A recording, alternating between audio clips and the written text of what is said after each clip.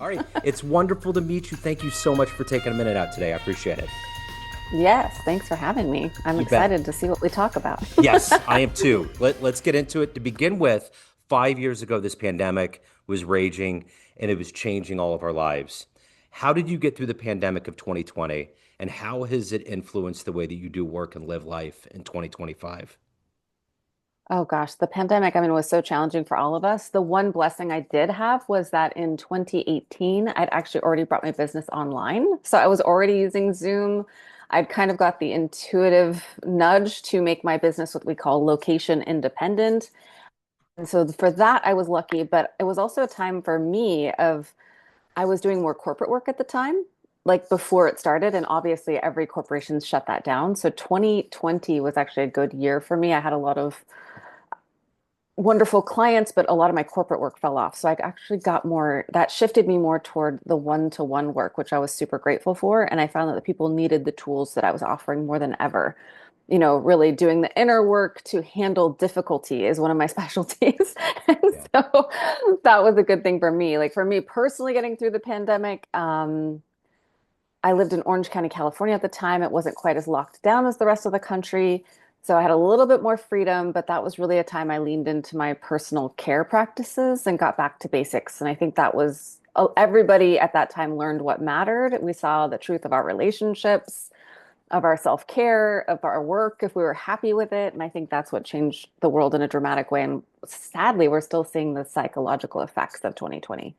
Well, and that fits into your work and what you're doing. So my question to you is, with all of your titles and everything you do, if I put you in front of a bunch of grade school kids, 12-year-olds, it's career day, and one of the kids wants to know exactly what you do for a living, how do you answer them?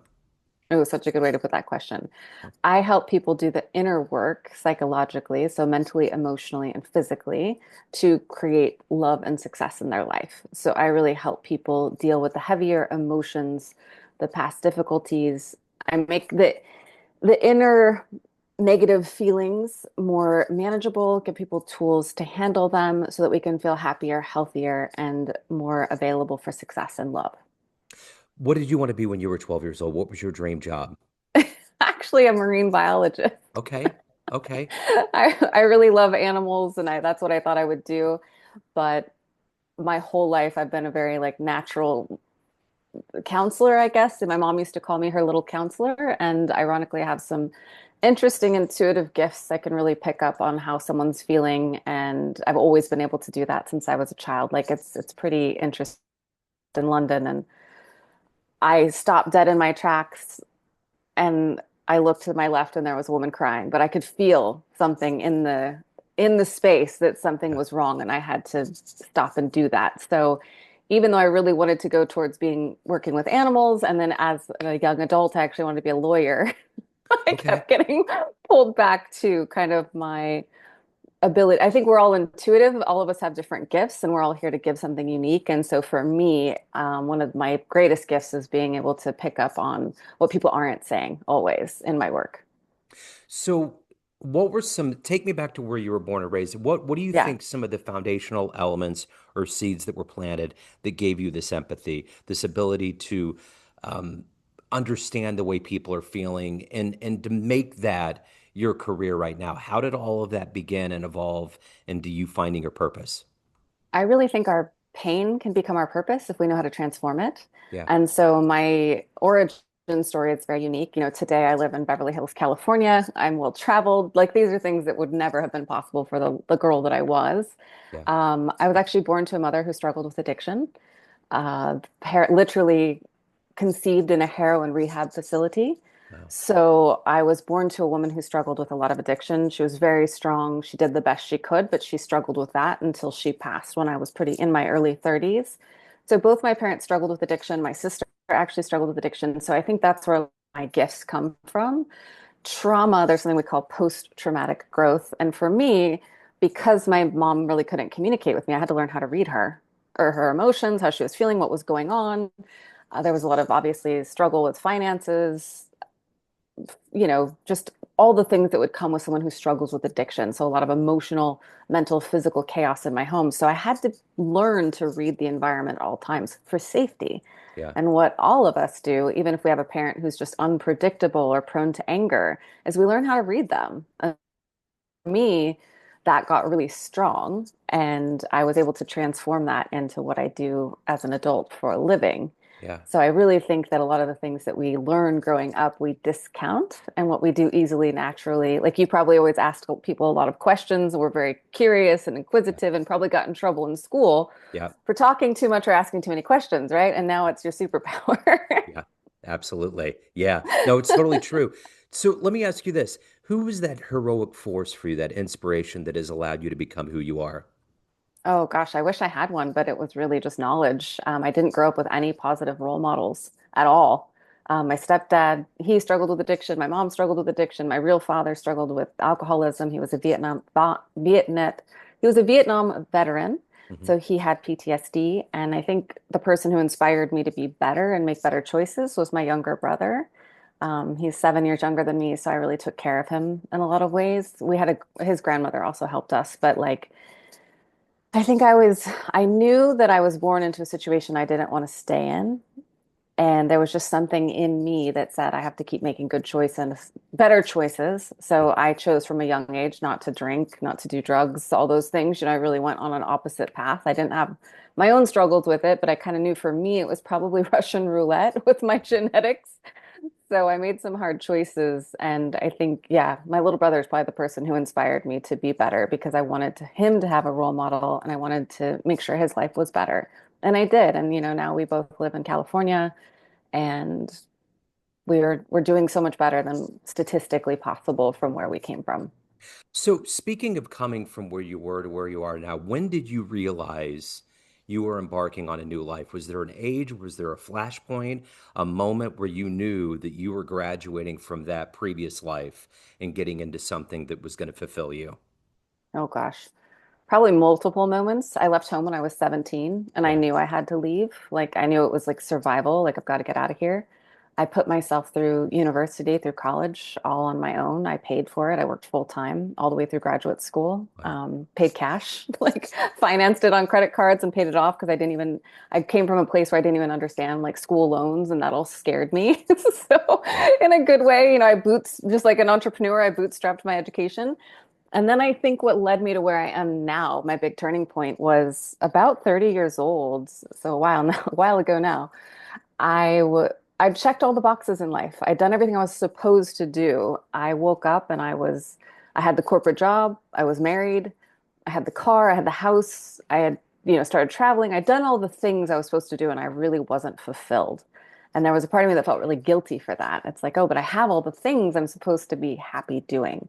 Yeah. And that really led me on a deeper journey of saying like, okay, what is my purpose? What am I here to do? And not all of us have to do that. We don't have to align our career with our purpose, but we all do have a gift that we're here to give. And for me, that was became central to my life's happiness and allowing myself to go back to like the core of who I am and what I'm here to offer and back to psychology because I actually went into the business world and human resources for a little while and I was very successful at it.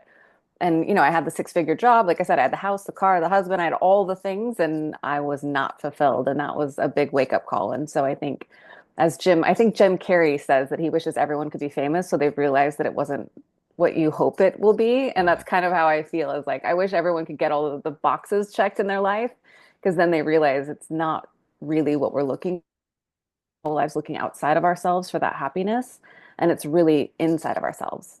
And I've been through a lot, death, like both my parents have died, my older sister's died, I'm the oldest living member in my family right now. Yeah.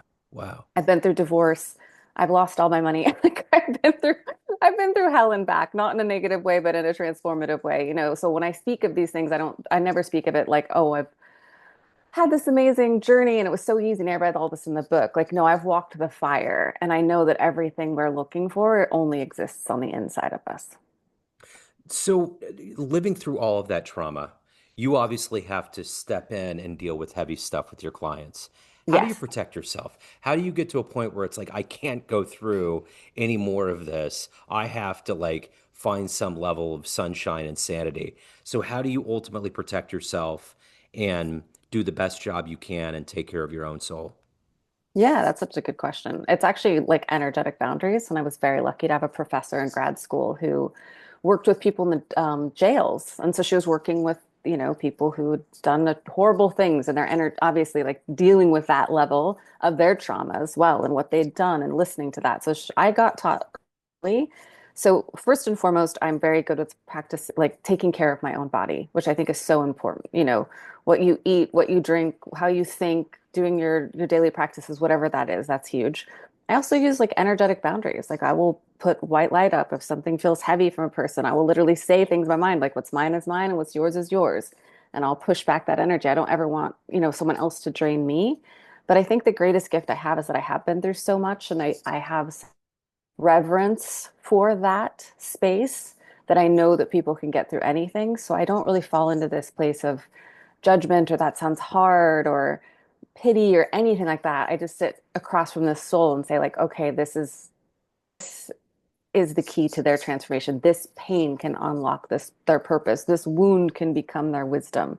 And Yeah. I think that helps a lot is to see it differently, is to not hold it in this space of like, oh, something so awful happened to them. Of like, okay, something terrible did happen, but something great can come from that. Because yes, finding the sanity and the sunshine in life is the hardest thing we will all do. Because life is not, it's not guaranteed to be pain free. Yeah. But pain is a powerful teacher, and pressure creates diamonds. And I know I wouldn't be who I am if I didn't have the immense tragedies that I did, because that helped me grow in such incredible ways.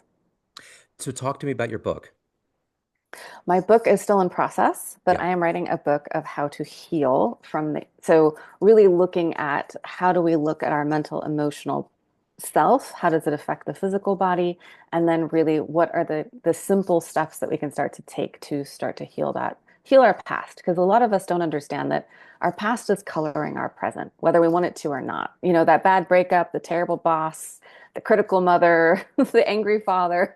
These are not, terrible things. They're not big huge traumas always, but they affect how we show up in life. And so I want to teach people how to start unloading that physically, mentally, emotionally, so that they're not carrying it forward with them, because that's what happens. We fill up our backpack with our emotional negativity, and then we wear glasses that kind of color our present, and just feel heavier than we need to. The only way that I'm who I am is because I've done an immense amount of work and turned over every possible rock, whether it's mentally, emotionally, physically, spiritually, to heal, to let go, to release the pain of my past so that I could have a better present.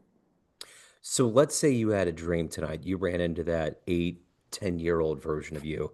You could tell that version to you a piece of advice or just give them some kind of clairvoyance or wisdom in this life based on everything that you've learned so far. What advice would you give that young version of you? Oh, stop doubting yourself. Yeah. I doubted myself so much. I had so much fear and so much doubt, and I didn't see my capabilities, and that's what I see in so many people, is we're capable of so much more than we give ourselves credit for. We get stuck in our head and we know what we need to do and we don't do it. And that's human, that's normal. And we need somebody sometimes to believe in us. But because I didn't have people to believe in me, I really had to learn to believe in myself, and that took me a lot longer than I wish it would have. The one thing you talked about traveling to some pretty key cities around the globe. The one thing about travel is sometimes you'll go into places that are magical, that the people there can lift you up. There's an energy, there's a difference. What place on the planet have you been to that just felt right? Like they were doing it right, it felt wonderful, and you loved it. Well, I have a couple. So the first and foremost for the United States is Sedona, Arizona. That Okay. place is magical. It Yeah. is the Red Rock country. It is the most beautiful, energetically calming and healing place I've ever been.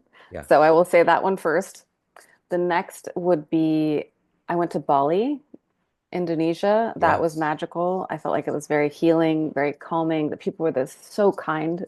They're so not wealthy, but they will give you anything. Yeah. Thailand was similar. And then, lots of parts of Europe. Like I was just in Paris and we were there and it was just like people are so at ease. And even though it's this big city, like the food is clean, you walk everywhere, you don't have to drive. It just feels so much less stressful. And so I always try to remember to bring that back with me, especially because I live in LA and it can be very Yeah. intense. Yeah. And just like that magic of, sitting there and lingering at a meal. Like, when's the last time we do that in America? Like, they don't ask you to, they don't rush you along. Like, they don't keep coming and checking on you. Right. They drop off your food and they don't come back until you call them. Yep. My ancestors came from Italy. So when I went to Italy Oh, the wow. first time, I was the first of like four generations that went over there.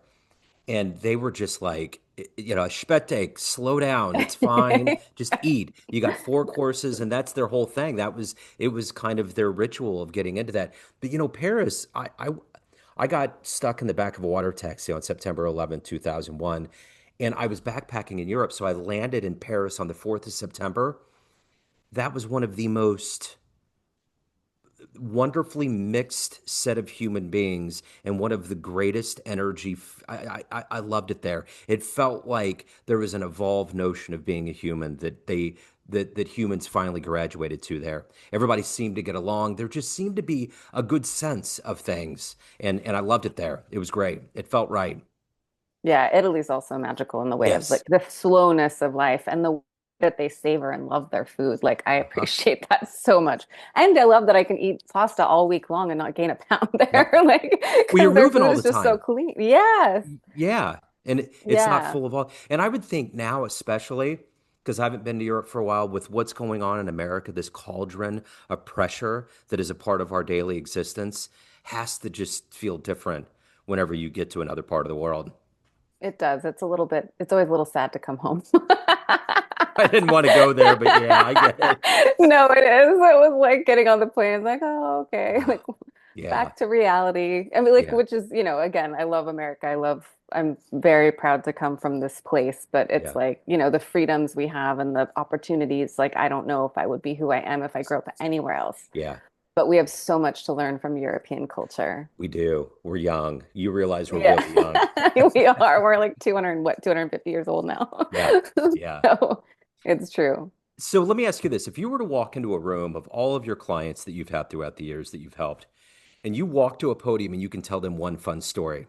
First concert you went to, jumping out of an airplane, an adventure you went on, just a fun story for that room. What would you tell them?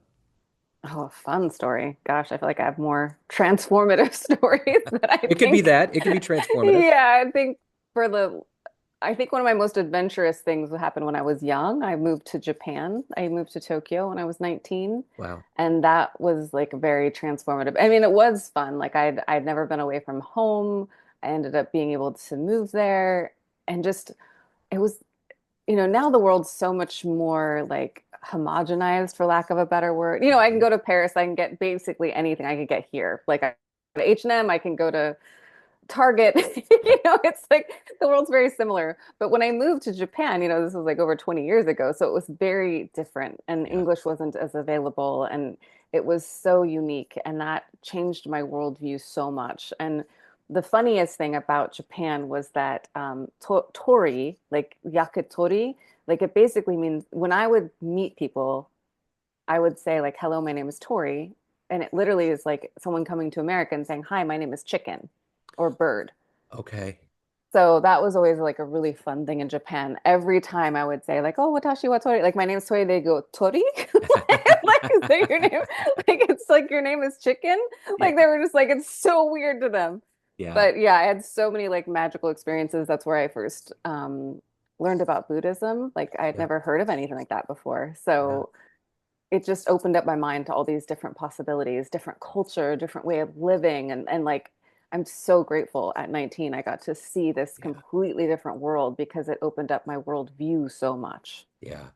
Well, I have a jazz radio show and they absolutely worship jazz. It's a part of their they just revere it. I talk to musicians that are like you can hear a pin drop at a performance and they all bring up LPs to get signed. They're very respectful and they just love them. They look at them like they fell out of a spaceship, which is Yeah. kind of cool, you know. No, it is. It's a very respectful culture. It's Yeah. very different. And it's Yeah. what we call in psychology a collectivistic culture where the families all live together. Yeah. So for me to be in that kind of experience from being such, American individual to see how the families support one another and how they put family first was Yeah. also like an amazing thing to see. And to have that different worldview, like it's Yeah. definitely helped me with my clients, working from people all across the United States, but I also have clients in London, some in Europe, and then also Dubai. So learning different cultures has been such a huge part of my growth and learning. Yeah. It's huge. So let me ask you this. Of everything that you've done and evolved to at this point, what are you the proudest of? Oh gosh, I guess I'm the proudest of just making it out of where I came from. Like I know psychologically how statistically impossible that is. My older sister didn't see past 40. And so I'm just grateful that I did and that I am the first person to go to college, the first person, I think, yeah, my mom didn't even graduate high school and I have multiple college degrees. So that's huge in one generation. My dad was born in Mexico on a dirt floor, Wow. and I live in Los Angeles. So it's amazing what we can do, like I said, in this country. And so I think I'm most proud of just having made it. Yeah. Even just being a contributing member to society Yeah. is a great thing for all of Yeah. us. I get it. I totally get it. So let me ask you this. Everyone has a perception of you, family, friends, clients, everyone that knows you, but you run the show. What's your perception of you? Who do you think you are? Oh gosh, well, I hope I'm kind and I'm caring, and that's what shows up first, is that I just want to make the world better than I found it. Yeah. And my sole purpose on this planet is to help people heal. And I really try to make every person around me better. And that wasn't always the case. Trust me, I was very bratty when I was younger. I, Right. I had a lot of obviously I had a lot of difficulty, and that can make you very hard. And in my 20s, I definitely was. I was more hard and I would push people away. So now I think who I see myself as is so much more warm and open and loving. And that's not something I think I would have ever believed was possible. Yeah. So if anyone wants to hire you, they want to get your upcoming book, pre-order any of the good business, where do they go? My website is torijenae.com. So www.torijenae.com. Or you can find me on Instagram at tori.jenae. So same tori.jenae. Okay, I will put all those links in the show notes. Yes. Tori, this has been wonderful. Thank you for your story. Thank you for your time. I'm glad that you're back, and we got to have the chance to do this podcast. You're back in the saddle, Yeah. so it's good. So thank you. I Thank you appreciate so it. much. It was Absolutely. such good questions. Thank you. Take Looking care. to get new clients to your business through cold calling or email marketing? At Agency Y, they envision a world in which small and big companies have equal chances to win new customers in the market. Their purpose is to bring parity and reduce the gap between large and small firms with the help of their cold calling and cold email marketing services. Use the code Joe Dimino 10 at www.agencyyy.org/coldcallingjoe.php or www.agencyyy.org/emailmarketingjoe.php to get 10% off your first order. This is Joe Dimino of Neon Jazz and Famous Interviews, and I stand behind Agency Y to meet your business dreams.